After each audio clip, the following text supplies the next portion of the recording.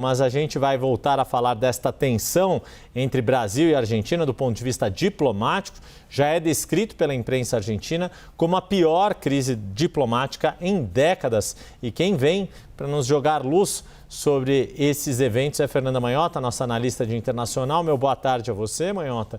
Essa crise entre Javier Milei e Lula ultrapassou o campo das diferenças político-ideológicas e o que ela revela sobre a política externa da região, aqui da América do Sul e talvez de todas as Américas, porque também, não vou dizer que é um sujeito oculto, porque é mais do que notório, também há um fator Donald Trump nesse contexto todo, não? Sem dúvida, Yuri. Boa tarde a você, a todos que nos acompanham aqui no 360 em mais uma semana. Essa é uma crise de diversas camadas, né, Yuri? Como tudo que é complexo.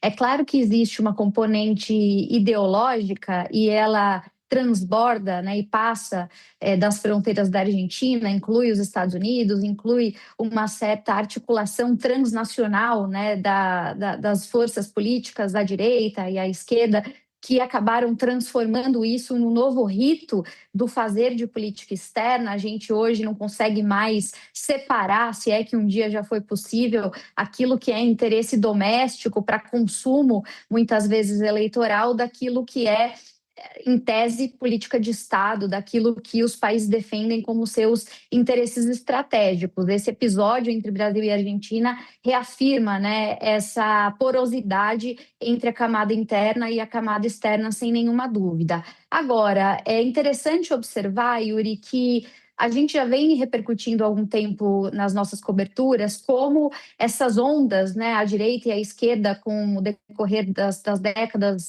desse século, estão muitas vezes atravancando a possibilidade de construção de agendas coletivas dentro da América Latina e da América do Sul em particular. Os grandes projetos regionais que em dado momento da nossa história foram articulados, eles perderam muito espaço, eles praticamente deixaram de existir, e mesmo os arranjos mais institucionalizados, como é o caso, por exemplo, do Mercosul, tem sido, de alguma maneira, agonizante acompanhar, né? Quer dizer, eles ficaram aquém das possibilidades, uma vez que essas divergências fazem com que, no final do dia, a agenda política de cada um dos líderes que ocupa posições nos países acaba gerando rupturas de continuidade mesmo, né, em relação aos projetos de política externa. E isso tem sido recorrente. A gente não consegue criar planos de longo prazo e endereçar demandas coletivas com interesses que possam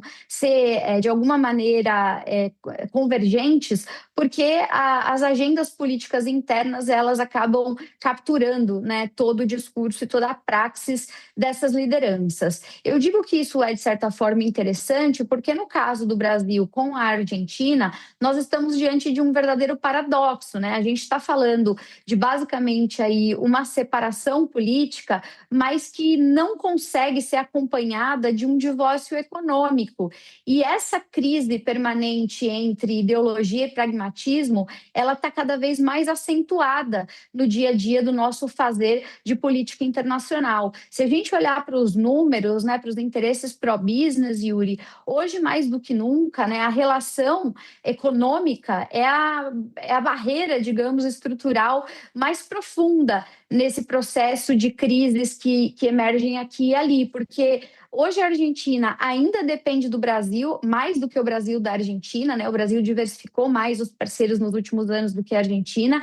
A Argentina tem o Brasil como principal destino de exportações, e essa relação econômica, ela não é uma relação econômica qualquer, ela está pautada em uma série de produtos de bastante valor agregado, principalmente envolvendo segmento de automóveis, mas também segmentos industriais de vários tipos, máquinas, ferramentas, equipamentos, que fazem com que aqueles que mantêm negócios entre esses dois países fiquem muito preocupados, de fato, com os efeitos, né, dessa politização das agendas, porque os candidatos vêm e vão, as lideranças aqui e ali são trocadas, mas os efeitos de instabilidade que isso provoca numa relação que é estruturalmente muito importante para os dois países, e, de novo, muito para a Argentina em específico, gera efeitos que ressoam de maneira retumbante, né, para além dessas lideranças. Então, há uma preocupação de como a politização está criando insegurança jurídica,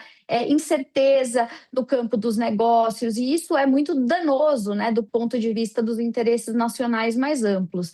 E eu encerraria esse comentário, Yuri, dizendo que, para além de tudo isso, talvez o caminho que esteja sendo construído nesse momento é aquele de que os países da América Latina vão buscar alianças e estreitamento de laços para resolver os seus problemas fora da sua região.